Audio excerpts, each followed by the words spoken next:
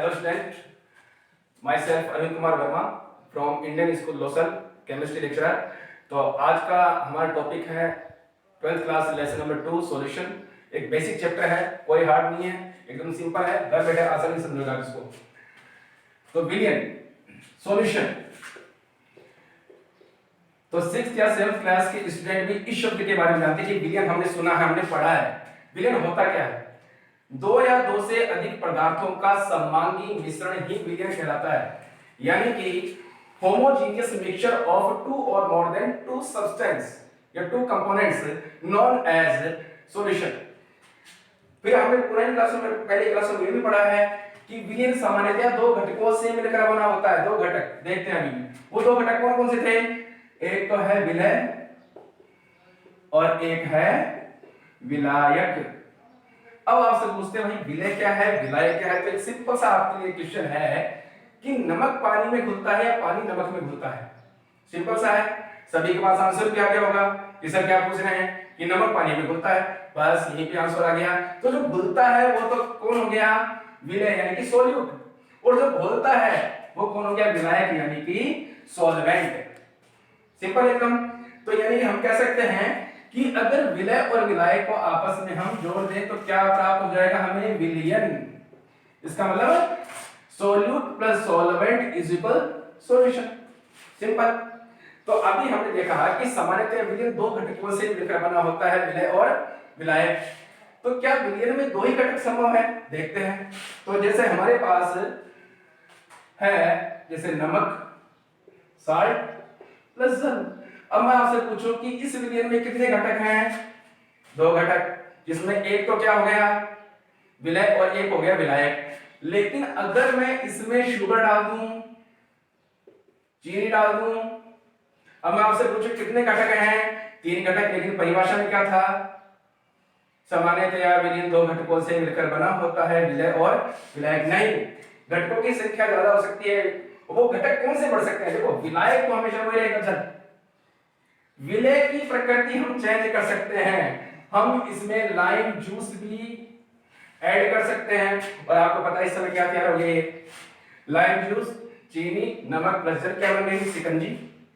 और गर्मी का टाइम चल रहा है, पर डे 1 लीटर पीना है, डिहाइड्रेशन को रोकना है, ठीक है, और कोरोना को हराना है। अब बात करते हैं आगे कि जिस विलियन में केवल दो ही घटक हैं उसे हम क्या बोलेंगे? द्विअंगी विलियन। क्या बोलेंगे? द्विअंगी विलियन यानी कि बाइनरी सॉल्यूशन। अब इसमें हमने एक सॉल्यूट और ऐड कर दिया, टोटल कितने हो गए? तीन। क्या बोलेंगे इसे? त्रिअंगी विलियन यानी कि टर्नरी सॉल्यूशन। एक और ऐड कर दिया, टोटल कितने हो गए? 4 यानी कि चतुरंगी विलियन यानी कि क्वार्टनरी सॉल्यूशन। अब हमारा जो चैप्टर लेसन नंबर 2 बेस्ड है वो ओनली बाइनरी सॉल्यूशन पर बेस्ड है, यानी कि द्विअंगी विलियन पर। तो इसके बारे में आगे चर्चा करेंगे। तो देखते हैं, सबसे पहले हम विलियन कौन कौन सुनते हैं, विलियन के बारे में आपने क्या क्या सुना, कौन कौन से प्रकार के विलियन होते हैं। तो सबसे पहले हम देखेंगे विलियन का वर्गीकरण यानी कि क्लासिफिकेशन ऑफ सॉल्यूशन। तो हमारा नेक्स्ट टॉपिक है विलियन का वर्गीकरण। विलियन का वर्गीकरण, क्लासिफिकेशन ऑफ सॉल्यूशन। तो इसके अलग अलग आधार हैं, हर एक आधार को हम देखेंगे कि इस आधार पर हम विलियन को कैसे कैसे डिवाइड कर सकते हैं। तो सबसे पहला जो बेस है वो है भौतिक अवस्था के आधार पर। भौतिक अवस्था के आधार पर, यानी कि फिजिकल स्टेट के बेस पर हम सॉल्यूशन को कैसे कैसे डिवाइड कर सकते हैं। तो आपको ध्यान है कि मेनली जो फिजिकल स्टेट होती है, भौतिक अवस्था होती है, पदार्थ की 3 प्रकार की होती है, ठोस, द्रव और गैस। इसके अलावा 2 है प्लाज्मा और गॉस आइसोटोप कंडक्टर, लेकिन मुख्य रूप से कौन सी होती है? ठोस, द्रव और गैस। तो इन्हीं भौतिक अवस्था के आधार पर विलियन को 3 भागों में डिवाइड कर दिया गया है। ठोस विलियन, द्रव विलियन और गैसीय विलियन। ठोस विलियन, ठोस विलियन ऐसा विलियन है जिसमें विलायक कौन होगा ठोस, और विलय कौन हो सकता है ठोस या द्रव या फिर गैस। ऐसा विलयन जिसमें विलायक ठोस हो, विलय कौन हो ठोस, द्रव और गैस। द्रव विलयन, ऐसा विलयन जिसमें विलायक कौन हो, द्रव, विलय कौन हो ठोस, द्रव या फिर गैस। गैसीय विलयन, ऐसा विलयन है जिसमें विलायक कौन हो गैस, विलय कौन हो ठोस, द्रव या फिर गैस। अब माइंड में एक क्वेश्चन होना चाहिए कि चलो सर ये तो मान लिया कि भाई ठोस विलयन में विलायक ठोस है, द्रव विलयन में ये द्रव है, गैसीय विलयन में विलायक गैस है, लेकिन हम कैसे पता लगाएं कि भाई विलायक यही है। तो एक सिंपल सा है, एक डेफिनेशन है, विलयन का वह घटक जो अधिक मात्रा में होता है, विलयन का वह घटक जो अधिक मात्रा में होता है क्या कहलाएगा, बिल्कुल सही है, 8th क्लास में आपने पढ़ा होगा, विलयन का वह घटक जो अधिक मात्रा में होता है विलायक कहलाता है, जबकि विलयन का वह घटक जो कम मात्रा में होता है वो विलय कहलाता है। इसका मतलब सॉल्यूशन का जो कंपोनेंट जो हाई क्वांटिटी में होता है वो सॉल्वेंट है, और जो लेस क्वांटिटी में होगा वो सॉल्यूट है। सिंपल एकदम। अब आप करते हैं आगे। तो इसका मतलब है यहां पे ठोस विलयन से अगर हम कॉम्बिनेशन देखें तो हमें 3 कॉम्बिनेशन मिल रहे हैं, जिसमें solid plus solid, solid plus liquid, solid plus gas. इनके एग्जांपल भी देखेंगे। यहां पे भी 3 कॉम्बिनेशन मिल रहे हैं और यहां पे भी 3 कॉम्बिनेशन है, यानी टोटल आपको 9 प्रकार के कॉम्बिनेशन आपको यहां मिलने वाले हैं। एक एक एग्जांपल देखते हैं। जैसे कि हमारे पास एग्जांपल ले लिया हमने, जैसे कि हमने यहां पे लिखा विलायक और इधर लिख दिया हमने विलय, विलायक ठोस, विलय ठोस। अब माइंड में चलाइए कोई ऐसा एग्जांपल आपके पास है कि जिसमें विलायक भी ठोस है, विलय भी ठोस है, तो जितने भी मिश्र धातुएं हैं वो इसी का एग्जांपल है। जैसे कि पीतल, copper plus tin, copper plus tin, यानी कि कॉपर और टिन में अगर देखें, देखो कॉपर को मैंने पहले लिखा है Sn प्लस Cu, लिखने को ऐसे भी लिख सकते हैं, लेकिन आपको ध्यान होना चाहिए Cu को मैंने पहले लिखा है, जो किसको रिप्रेजेंट कर रहा है यहाँ पे सॉल्वेंट को, यानी कि इसमें क्वांटिटी ज्यादा किसकी है कॉपर की और लेस क्वांटिटी किसकी है टिन की। तो यहाँ पे अकॉर्डिंग टू थ्योरी अगर हम चले तो इस एलॉय में, इस मिश्र धातु में कॉपर सॉल्वेंट है और टिन क्या है विलय है, और दोनों की भौतिक अवस्था क्या है ठोस अवस्था, सॉलिड स्टेट में है। तो एक किसका एग्जांपल हो गया सॉलिड प्लस सॉलिड का। नंबर 2 ठोस प्लस द्रव, सॉलिड प्लस लिक्विड। तो आपने जो केमिस्ट्री पढ़ी होगी तो वहां पे हमने कैटलिस्ट के फॉर्म में कई बार यूज किया अमलगम। अमलगम पारे का, मरकरी का किसी भी धातु के साथ समांगी मिश्रण क्या कहलाता है amalgam. For example zinc amalgam Zn plus Hg। तो जिंक तो कौन सी अवस्था में है ठोस अवस्था में, मरकरी द्रव अवस्था। सिंपल एग्जांपल है। तीसरा जो कॉम्बिनेशन मिला है आप लोगों को वो है ठोस प्लस गैस। तो 12th क्लास का लेसन नंबर 5 जिसका नाम है क्रिस्टलीय रसायन, तो वहां पे हम ये भी एग्जांपल देखने वाले हैं, बहुत ही इंपॉर्टेंट पार्ट है वो, जिसमें हम पढ़ेंगे एडजॉर्प्शन यानी कि अधिशोषण। तो वहां पे एक एग्जांपल चलेगा Pd प्लस H2, पैलेडियम धातु की सतह पर हाइड्रोजन गैस का अधिशोषण। ठीक है, अब अधिशोषण पार्ट क्या होता है तो जब लेक्चर आगे चलते रहेंगे तो ये चैप्टर भी हम क्लियर करवाएंगे आपको। तो अभी माइंड में रखना है Pd प्लस H2 पैलेडियम धातु पर हाइड्रोजन गैस का अधिशोषण। तो ये तो हो गया फर्स्ट कॉम्बिनेशन, जो किसको रिप्रेजेंट कर रहा है ठोस विलयन को। ये क्लियर? आप चाहे तो इसका स्क्रीनशॉट भी ले सकते हैं। ओके, अब इसके बाद में है हमारे पास एक विलयन द्रव विलयन।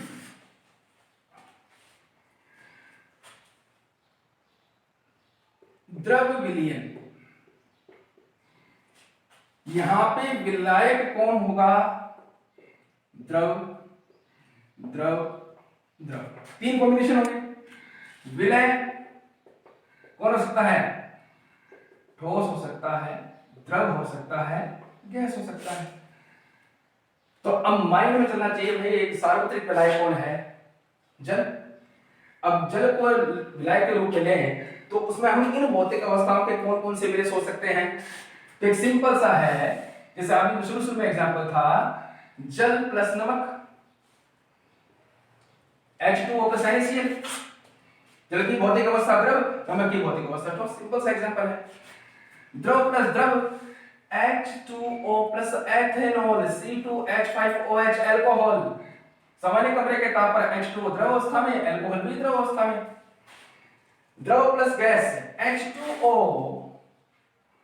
Plus NH3, H2O plus NH3। जल में अमोनिया गैस को खोल दीजिए, क्रिया होगी, अमोनियम क्लोराइड बन जाएगा। सिंपल सा एकदम। तो ये हो गया हमारे पास द्रव विलयन के 3 कॉम्बिनेशन। इनको नोट कर सकते हो चाहे तो आप, ठीक है। नेक्स्ट हमारे पास है गैसीय विलयन। गैसीय विलयन, गैसीय सॉल्यूशन। यहां पर भी 3 कॉम्बिनेशन है। विलायक कौन होगा? गैस। 3 कॉम्बिनेशन है, 3 बार नोट करेंगे इसको। विलय कौन होगा? ठोस या द्रव या फिर गैस। अब देखते हैं इसका एग्जांपल। तो यहां पे इसका सिंपल सा एग्जांपल, N2 प्लस कपूर। कपूर, व्हाट इज कपूर? No Rishi Kapoor, no Shakti Kapoor, Kapoor naphthalene camphor. ठीक है, जो घरों में व्हाइट कलर की गोलियां मम्मी रजाई में लगा देती हैं, ध्यान है? फिर उसमें जब हम सर्दी आती है उसको बक्से से निकालते हैं, जिसकी स्मेल आती है, वो स्मेल किसकी? कपूर की। मम्मी से पूछना घर जाकर कि मम्मी वो कपूरी गोली क्यों रखते हो आप? ठीक है, तो फिर कमेंट करना कि सर इसका देखो ये रीजन है। ठीक है, तो अब बात करते हैं N2 plus Kapoor, naphthalene camphor, ये इसका एग्जांपल है। नेक्स्ट कॉम्बिनेशन, विलायक कौन? गैस। विलय कौन है? द्रव। N2 plus chloroform, CHCl3। Chloroform lesson number 10 में पढ़ेंगे इसके बारे में हम, हेलोजन कंपाउंड में। Chloroform, CHCl3, trichloromethane, IUCN. Gas plus gas, O2 plus N2। ये तो घर की बात है, आप कैसे भी इसका एग्जांपल बना दीजिए। O2 plus N2। दो या दो से अधिक प्रकार की गैसों का मिश्रण हमेशा सममांगी होता है। ध्यान रखिए, विलयन में हम केवल सममांगी मिश्रण की ही बात करेंगे। आपने विषमांगी भी पढ़ा होगा, लेकिन हम इस चैप्टर में केवल और केवल सममांगी की बात करें। सममांगी क्या होता है? सममांगी मिश्रण ऐसा मिश्रण होता है जिसमें मिश्रण के प्रत्येक घटक के भौतिक गुण और रासायनिक गुण क्या होते हैं? समान होते हैं। यानी कि ऐसा मिश्रण जिसमें अगर उसको हम छोटे छोटे पार्ट में डिवाइड कर दें तो हर पार्ट की फिजिकल और केमिकल प्रॉपर्टी क्या होगी? सेम होगी, मैच होगी। ठीक है, तो ये होगी फिजिकल स्टेट के बेस पर क्लासिफिकेशन सॉल्यूशन का। अब दूसरा बेस देखते हैं।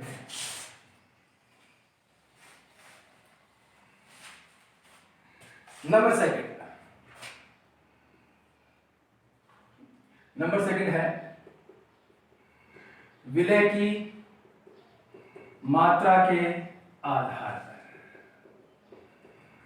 विलय की मात्रा के आधार पर कुछ में हम विलय कम मात्रा में डालेंगे, कुछ में विलय अधिक मात्रा में डालेंगे। कम मात्रा वाले को बोलेंगे ये तनु है, डाइल्यूट है, और जिसमें सोल्यूट की हाई क्वांटिटी होगी, ज्यादा मात्रा होगी विलय की, उसको बोलेंगे हम सांद्र। तो सिंपल से दो नाम सामने आ गए, सांद्र विलयन और तनु विलयन। ठीक है, तो अब बात करते हैं सांद्र विलयन क्या है, तनु विलयन क्या है। अभी थोड़ी देर पहले मैंने आपको बताया था, जिसमें विलय की मात्रा अधिक होगी वो सांद्र है, जिसमें विलय की मात्रा कम होगी वो कौन है? तनु विलयन। ठीक है, अब बात करते हैं, अगर मैंने आपके सामने कोई सॉल्यूशन रख दिया और आपसे पूछूं कि ये तनु विलयन है या सांद्र विलयन है, क्या केवल आप एक विलयन को देखकर ही बता सकते हो? अगर मेरी क्लास में केवल एक स्टूडेंट है, उसको मैं पढ़ा रहा हूं, तो क्या मैं उसके लिए कह सकता हूं कि ये इंटेलिजेंट है या कमजोर है? नहीं, जब तक हम उसकी किसी के साथ तुलना नहीं करेंगे, जब तक हमें पता नहीं चलेगा कि वो कमजोर है या होशियार है। तुलना करना जरूरी है। तो बात करते हैं कि हमारे पास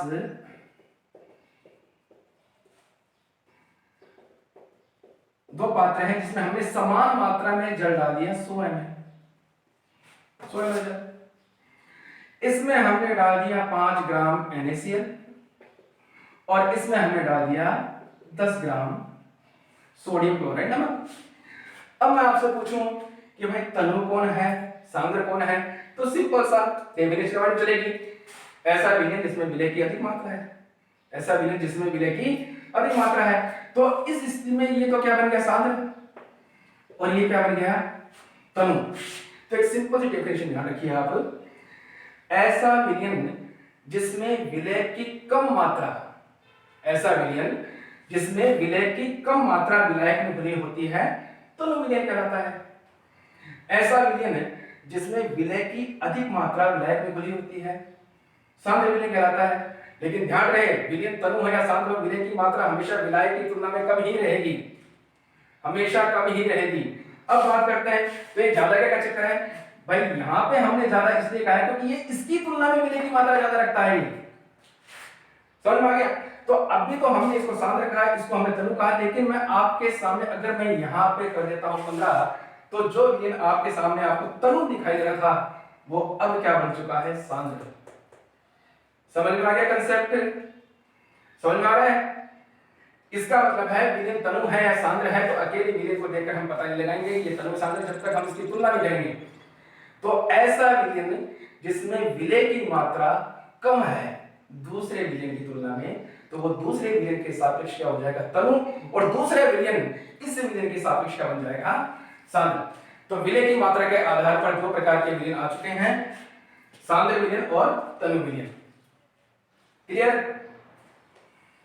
अब बात करते हैं नंबर 3, विलय की मात्रा हो चुका है, विलय की विलेयता के आधार पर, विलय की विलेयता के आधार पर विलय किस हद तक दिए गए विलायक में घुल सकता है उसकी क्षमता के हिसाब से, कि इस हद तक विलय दिए गए विलायक में घुल सकता है, वह उसकी विलेयता कि अधिकतम वो कितना घुल सकता है दिए गए विलायक में। ठीक है, तो इस आधार पर हमने यहाँ पे सिंपल से दो नाम निकाल दिए, संतृप्त विलयन और असंतृप्त विलयन। सिंपल सी बात है, जब आप इस स्कूल से छोड़ के घर पे जाते हो, फिलहाल तो कहाँ जा रहे हो, फिलहाल घर बैठे हो, लेकिन इमेजिन कीजिए थके आ रहे जाते हो, जाते ही मम्मी क्या करती है आपके लिए खाना तैयार रखती है। क्यों रखती है? क्योंकि उनको पता है कि उनका बच्चा स्कूल से पढ़ के आ रहा है, उसका एनर्जी लेवल कम हो चुका है। आपने खाना खाना स्टार्ट किया, खाते जा रहे हो, लेकिन एक टाइम आने पर आप स्वतः ही रुक जाते हो। क्यों रुक गए? पेट भर गया। बिल्कुल सही, पेट भर गया। तो अब वो पेट भरने वाली बात यहाँ पे लगाते हैं। तो वो जो भोजन का ग्रास है वो है विलय, और आपका पेट, स्टोमक, वो क्या है, विलय। ठीक है, तो जब तक वो ग्रास चलता जा रहा है, यानी कि वो विलय विलायक में घुलता जा रहा है।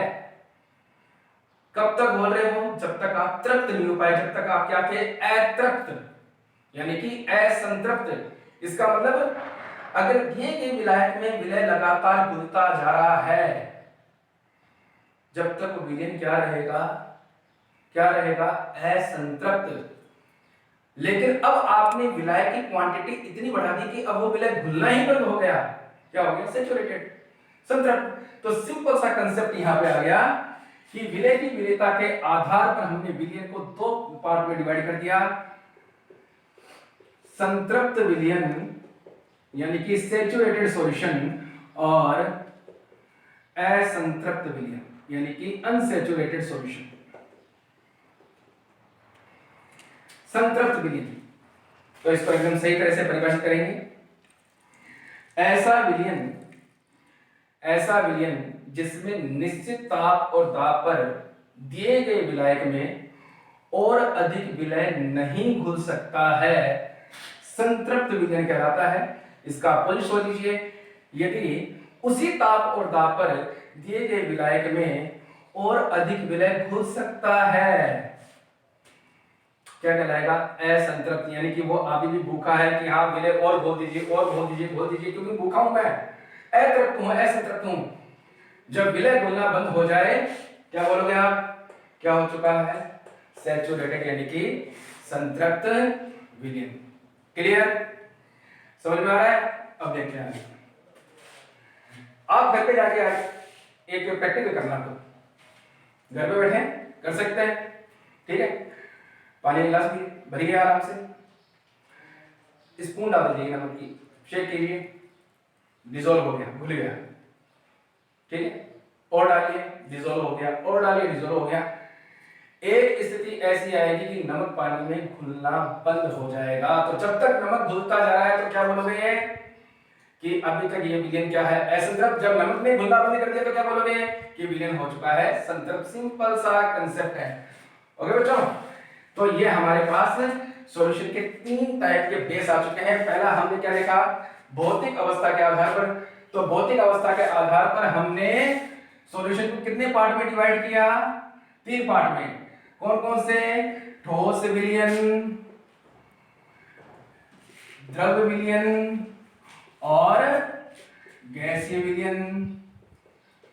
ठोस विलयन क्या? ऐसा विलयन जिसमें विलायक कौन होगा? कौन होगा? ठोस। विलय कौन हो सकता है? ठोस, द्रव या गैस। ऐसे ही यहाँ पे विलायक कौन? द्रव।